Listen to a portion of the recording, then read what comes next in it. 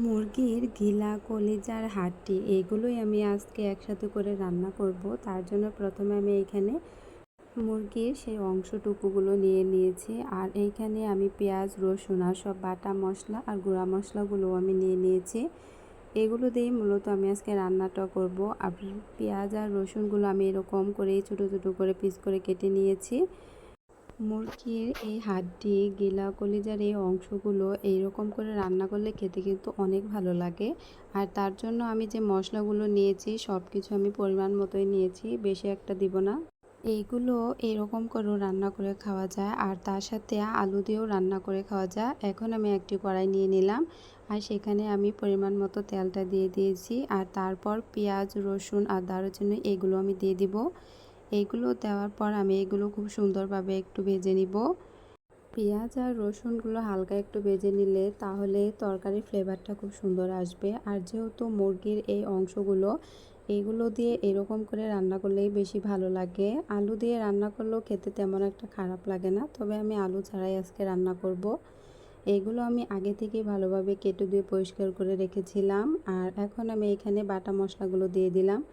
বাটা মশলাগুলো দেওয়ার পর আমি এখানে একে একে সব গুঁড়া মশলাগুলোও দিয়ে দিব। আমি মরিচের গুঁড়ার পরিমাণটা একটু বেশি করে দিয়েছি। আমি তরকারিটা আজকে একটু ঝাল করে রান্না করব। আর মুরগির যেহেতু এই অংশগুলো আমি এরকম করে রান্না করছি, তার জন্য আমি একটু ঝালের পরিমাণটা বেশি দিয়ে দিয়েছি। এখন আমি সব মশলাগুলো একসাথে করে মিশিয়ে নিয়ে তারপরে এখানে আমি একটু করে পানি দিয়ে দিব মশলাটা ভালোভাবে কষানোর জন্য। এই তো পানিটা আমি দিয়ে দিয়েছি। এখন আমি আরেকটু ভালোভাবে কষিয়ে নিব। মুরগির এই অংশগুলো রান্নার জন্য তেমন একটা এখানে বাটা মশলার প্রয়োজন পড়ে না, অল্প করেই দিলেই চলে। এই তো মশলাটা আমার একদমই ভালোভাবে কষানো হয়ে গিয়েছে। এখন সেই মুরগির অংশটুকুগুলো এইখানে আমি দিয়ে দিব। মুরগির এই গিলা, কলিজার হাড্ডিগুলো এরকম করে রান্না করলে সব কিছু দিয়ে তাহলে কিন্তু খুব ভালো লাগে। আর এগুলো এরকম করে রান্না করলেই বেশি ভালো লাগে। এই তো আমি একটু ভালোভাবে মিশিয়ে নিয়েছি। এখন আমি এইখানে পরিমাণ মতো পানিটা দিয়ে আমি আবারও ভালোভাবে কষিয়ে নিব। মুরগির এই অংশগুলো অনেকেই খেতে পছন্দ করে না, একদমই এগুলোকে ইগনোর করে।